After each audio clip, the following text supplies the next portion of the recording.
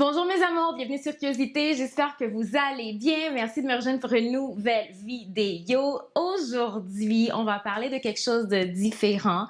Un sujet, je pense, qui va vous amener beaucoup. Puis je pense que à votre place, si j'avais eu ce petit conseil-là avant, ça aurait été mieux. On va parler de comment survivre sa vingtaine. J'ai officiellement gradué de ma vingtaine. Ça paraît pas, mais oui. Donc, je pense que suite à mes expériences ou le point de vue ou sinon ce que j'ai vécu de façon générale, je pense pouvoir vous donner des petites astuces ici et là pour survivre la vingtaine. Je vous promets, c'est vraiment une très, très belle période selon moi, mais je pense qu'on ne nous dit pas vraiment que c'est une période qui va être difficile, n'empêche, qu'il va falloir faire des choix difficiles. Puis, en fait, tout ce qu'il faut changer pour survivre, c'est notre mindset. Donc, installez-vous, likez la vidéo. On va commencer tout de suite. Première chose, bien sûr, pour survivre sa vingtaine, je pense que je peux vous le confirmer, je vous le garantis, c'est qu'il n'y a pas d'âge pour accomplir quoi que ce soit. Je sais, quand on a 20 ans ou quand on est dans sa vingtaine, on pense qu'il y a un certain âge qu'il faut être marié, avoir des enfants, avoir sa carrière, avoir sa maison. Vraiment trop de pression. Vraiment là, puis c'est pas nécessaire. Il n'y a pas un guide social qui nous dit exactement à quel âge accomplir telle tâche ou être accompli de façon générale. Si vous arrivez à sortir ça de votre tête, je pense que ça va faire tout un changement. On peut se marier à 20 ans, tout comme on peut se marier à 40, à 50, puis on peut commencer sa carrière un peu plus tard ou très tôt, ou quelqu'un peut avoir un changement de carrière plus tard. Écoutez, il n'y a pas d'âge, puis je trouve que c'est vraiment important de le mentionner parce que moi, personnellement, j'ai vécu cette pression-là. Je pensais que justement, parce que j'étais en Haïti, donc j'ai pas eu un retard, mais en venant ici, j'ai dû comme recommencer une année qui m'a comme donné l'impression que j'ai raté une année, que je pourrais justement déjà être dans ma carrière, déjà être accomplie. Mais je peux vous le garantir que vous commencez à 25, 26, 27, 30, 40, 50, à chaque fois que vous réalisez quelque chose, c'est un exploit en soi, puis vous devriez en être fier. Pour continuer sur cette même lancée, cette idée de penser qu'il est trop tard pour faire quelque chose, je sais que ça ne s'applique pas seulement dans la vingtaine, ça s'applique en fait à n'importe quel âge, mais je peux vous dire, dans la vingtaine, on a cette pression que « Oh non, non, je suis rendue trop vieille. Oh non, non, je suis pas là. Oh non, non, non. » Écoutez, il n'est jamais trop tard pour commencer quelque chose. Puis moi, je peux vous le dire, avec ma page YouTube, j'ai toujours eu cette impression que quand j'ai commencé, si je me trompe pas, j'avais 26 ou 27. Puis je me disais tout le temps que, ah mon Dieu, les gens maintenant qui font YouTube ou qui vivent de cette passion-là sont des gens un peu déjà accomplis, qui ont commencé il y a 10 ans. Maintenant, cette personne-là sont dans leur trentaine. Puis j'ai toujours eu cette pression que, peut-être que je suis trop vieille ou justement, est-ce que je vais trouver ma niche ou est-ce que j'ai un point de vue à passer ou est-ce que ma passion en vaut la peine en fait. Mais je peux vous garantir, il n'y a pas d'âge, que ce soit pour découvrir une passion, pour recommencer votre carrière ou faire un changement de carrière, je veux dire, ou voyager ou n'importe quoi. Il n'y a pas d'âge pour accomplir ce qui vous fait plaisir. Faut le penser comme ça. Personnellement, si je peux dire avec ma page YouTube ou mon contenu sur Instagram, pour le moment, je peux vous dire que ça me passionne, ça me fait plaisir d'être ici tous les dimanches à 2h30 pour vous amener du contenu, mais c'est mon choix à moi. Il y a des gens pour qui ça en vaut la peine, donc hey! Donc, gardez ça en tête, c'est super important. Ne vous fatiguez pas trop avec l'âge ou ne vous fatiguez pas trop avec le timing pour faire ce qui vous passionne. Donc, si vous avez une passion en tête, commencez maintenant, je vous le dis. Allez prendre un petit crayon, un petit papier, écrivez vos projets, puis débutez. Dans la vingtaine, je pense que ce qui arrive souvent, c'est que les goûts, les choix, nos goûts changent tout le temps. En tout cas, moi, en fait, je me suis métamorphosée à plusieurs reprises. Puis on vous dit dans la vingtaine, il y a juste 10 ans, là. Donc, à 20 ans, j'étais d'une façon. À 22, j'étais d'une autre façon. À 25, j'étais d'une façon. À 27, j'ai vécu une crise. Puis c'était comme, oh my God, ma vie doit changer. Et là, maintenant, je suis rendue à 30 ans, puis j'ai encore changé. Donc, c'est quelque chose de tout à fait normal de ne pas stagner ou de changer. N'oubliez pas que vous évoluez en tant que personne. Vous trouvez, même sur le plan fashion, sur le plan social, sur le plan carrière, le changement est là, en plus que c'est l'âge parfait, justement, pour créer vos expériences, pour explorer, pour expérimenter. Donc, pensez-vous en grandissant, vous cherchez en tant que personne, c'est tout à fait normal que les goûts, les couleurs, les passions, que ça change. N'écoutez pas les gens qui vous disent de oh mon Dieu, elle change souvent d'idée ou je comprends pas c'est quoi cette phase qu'elle est en train de vivre. Elle a son style, est assez spécial. On s'en fout. C'est vous. Est-ce que vous êtes heureuse? Vous vivez votre moment présent. Vous savez ce que vous ressentez et vous savez pourquoi vous désirez le changement. So do what sis, puis c'est tout à fait normal. Pour continuer, si vous vous sentez perdu, vraiment, ce point-là est important. Si vous vous sentez perdu dans votre vingtaine, début vingtaine, mi-vingtaine, fin vingtaine, c'est tout à fait normal. Je vous ai dit, à 27 ans, j'ai eu une crise, puis j'étais comme, mais qu'est-ce qui arrive?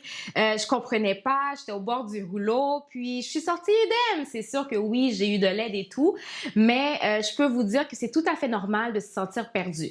Prenez ça comme ça. Vous étiez chez vos parents, ou même si vous vivez encore chez vos parents dans votre vingtaine, mais vous avez un parcours qui est clair quand vous êtes adolescent, quand vous êtes jeune. Vous vous réveillez un matin, vous allez à l'école, vous savez, il faut finir le secondaire au moins. Tout le monde suit le même parcours, mais à partir, quand vous finissez le secondaire, techniquement, les parcours peuvent être différents. Comme j'ai mentionné au début, donc, en plus de vous découvrir en tant qu'adulte, jeune adulte, qui doit faire des tâches d'adulte, vous devriez aussi découvrir votre personne. Écoutez, c'est beaucoup là. Si jamais vous n'étiez pas habitué à faire votre lavage, votre manger, prendre soin de vos finances, prendre soin de votre personne, découvrir qui vous êtes, trouver une passion, trouver la carrière, écoutez, c'est beaucoup. C'est beaucoup. Donc, donnez-vous du temps et faites ça étape par étape. Quand je dis étape par étape, c'est pas nécessairement de perdre du temps, mais quand vous vous questionnez sur quelque chose, si jamais vous étiez passionné par X puis ça change le lendemain pour Y, ne paniquez pas, c'est tout à fait normal. Si vous voyez que vous avez de la difficulté à rejoindre les deux bouts en tant qu'adulte pour trouver votre passion, votre carrière, en plus de prendre soin de votre maison ou de prendre soin de vous nourrir, etc., c'est correct. Vous êtes en train de vous découvrir en tant que personne. Il n'y a rien de plus naturel. Et je peux vous dire que même après 20 ans, ça continue là. On n'a pas les réponses à toutes nos questions. Ce point-là est assez flou dans le sens que j'ai pas de preuves tangibles pour vous dire oui, il faut écouter notre intuition, mais je vous le dis, écoutez votre intuition. Vous avez un sixième sens naturel. Quand vous avez soit des inquiétudes ou vous vous posez des questions, vous n'êtes pas trop sûr de quelque chose ou vous avez ce sentiment à l'intérieur de vous que quelque chose n'est pas correct, vous pouvez l'écouter. C'est pas nécessairement du overthinking. Je peux vous le garantir. Puis quand on parle aussi d'intuition, c'est pas nécessairement pour nous sortir des situations, de mauvaises situations. Ça peut justement revirer une situation pour le positif. Ça peut nous aider justement à nous épanouir encore plus ou juste évoluer. Mais notre intuition, c'est comme je vous dis, il n'y a pas de preuve pour vous dire exactement que l'intuition, c'est super important, mais qu'est-ce que ça coûte? Quand vous avez le sentiment que quelque chose ne va pas ou quelque chose pourrait vous être bénéfique ou quel que soit, si vous vous posez des questions, même si c'est dans votre carrière, dans votre relation, dans votre amitié, il y a le sixième sens qui vous parle. Là, je vous dis pas nécessairement, exemple, dans votre carrière, si vous avez, oh mon Dieu, je me sens mal et tout, de juste vous réveiller un matin puis de dire, boum, vous n'y allez plus là. Non, non, non. C'est sûr que ça doit être réfléchi d'une façon ou d'une autre, mais prenez le temps d'écouter cette voix intérieure qui vous parle parce que c'est pas nécessairement farfelu. C'est quelque chose, c'est un signe, ça vous guide d'une façon ou d'une autre, puis ça vient de vous. Quoi de mieux de vous écouter vous-même.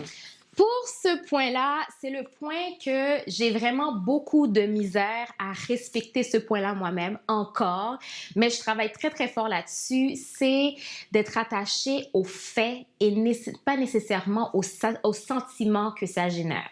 Ce que je peux vous dire, c'est... exemple, vous avez, on va dire, 26 ans. vous n'êtes pas encore, vous n'avez pas encore votre carrière, vous n'avez pas encore fini avec l'école, vous êtes même perdu dans ce que vous voulez faire, mais vous vous sentez mal par rapport à ça parce que vous sentez un peu en retard. Ça, c'est le sentiment que génère cette situation-là. Mais si on prend du recul, les faits sont quoi? Pour le moment, tu es en santé. Il y a des gens qui te trouvent super agréable. Ta famille t'adore. Tu as travaillé fort pour être là où tu es en ce moment. Puis, pourquoi tu dis que tu es en retard? Est-ce que c'est une circonstance de la vie qui fait que tu n'es pas là où tu veux en ce moment, mais est-ce que tu es en train de travailler là-dessus pour justement te rendre à ton but? C'est beaucoup et il faut se donner ce crédit-là. Donc, moi, je dis tout le temps et je travaille là-dessus de ne pas m'attacher aux sentiments, mais aux faits. Parce que, exemple, comme je vous ai dit, pour aller à l'école, j'ai vécu le tremblement de terre. Je suis arrivée... je suis partie, j'ai été aux États-Unis, ensuite à Montréal. C'est tout un parcours quand même, puis je pense que ça m'a ralenti d'une façon ou d'une autre dans mon parcours scolaire. Mais n'empêche que je me dis, OK, j'ai été assez résiliente de quitter mon pays, d'avoir vécu presque 2 ans sans ma famille, jeune adulte perdu en train de chercher justement sa personne dans sa vingtaine, trouver le métier, arriver là, être en santé, prendre soin de moi, vouloir vivre de ma passion. Écoutez, c'est vraiment beaucoup. Donc, ne soyez pas trop dur envers vous-même, mais je pense que cette façon de vous attacher aux faits et non aux sentiments va aider justement à vous ramener à une certaine réalité, mais une réalité positive, en fait, au lieu de vous concentrer puis de vous morfondre dans tout ce qui est négatif. En tout cas, pour moi, ça fonctionne à chaque fois. Quand je sais que je suis pas encore là où je veux être, je me dis, OK, mais qu'est-ce que je fais pour améliorer ça? Je suis en santé pour le moment. Je fais mes petites choses. J'ai mes parents qui m'adorent. J'ai un frère d'amour. J'ai comme mon copain qui est merveilleux. Donc, hey, est-ce que je vais vraiment me morfondre sur les autres choses sur lesquelles j'ai pas le contrôle? Ben, c'est ça. Encore un autre point dans la vingtaine que je trouve qui est difficile, puis c'est difficile de surmonter ça, c'est de se faire des amis ou de garder des amis.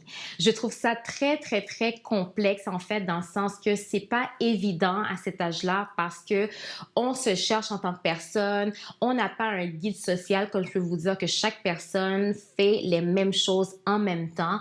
On est en train de se découvrir en tant que jeune adulte, donc les parcours sont différents, puis c'est tout à fait normal si c'est un tout petit peu plus difficile de se faire des amis ou de garder des amitiés. Donc, pendant qu'on se cherche, pendant que oui, justement, on travaille ou on va à l'école ou on fait les tâches ménagères et tout, c'est pas évident de trouver du temps pour garder des amitiés. Donc, c'est sûr que là, maintenant, c'est rendu un point où ça se fait un horaire, ça donne des disponibilités. Donc, c'est un tout petit peu plus difficile de justement garder ces amitiés-là. Puis, c'est normal également. Donc, juste garder en tête que c'est pas de votre faute si jamais vous avez perdu une amie ou si jamais ça ne fonctionne plus. C'est sûr que oui, faites votre part, bien sûr. Soyez disponible quand il le faut ou quand vous pouvez. Essayez de penser à cette personne-là également. Ça va des deux côtés. Mais n'empêche que si vous faites votre maximum, puis quand même, ça arrive que l'amitié ne dure pas, puis c'est pas nécessairement un conflit, c'est normal aussi. Pour finir, je peux vous dire que la vingtaine, c'est de façon générale, en gros, je vous le confirme, que c'était tout un plaisir de le vivre. Mais c'est sûr que ça paraît difficile, c'est sûr que c'est paniquant, mais je peux vous dire que c'est l'âge où on sent qu'on est invincible, qu'on veut faire plein de choses, qu'on se cherche, on s'explore. Ça continue encore, ça ne s'arrête pas, mais prenez ça avec un grain de sel, puis amusez-vous un peu honnêtement. C'est pas si compliqué de vivre le moment présent, d'essayer de travailler sur soi. On fait de notre mieux, puis ça suffit. Prenez du plaisir et vivez votre vingtaine au maximum. Donc, c'est ça, la vidéo s'achève ici. Je pense que je vais faire une deuxième partie parce que j'ai quand même beaucoup à dire. Mais je peux vous dire, vous, écrivez-moi en commentaire quelles sont vos expériences, qu'est-ce que vous aimeriez partager, comme ça les autres pourraient les voir également. Puis n'oubliez pas de liker si vous avez aimé, de laisser un petit commentaire, c'est sûr pour m'encourager, puis partagez-la pour que d'autres personnes puissent bénéficier de cette petite, de ces conseils en fait. Donc j'espère que vous avez apprécié, je vous fais le gros bisou d'amour énorme, énorme, énorme. Et on se revoit une prochaine fois pour une nouvelle vidéo. Bye!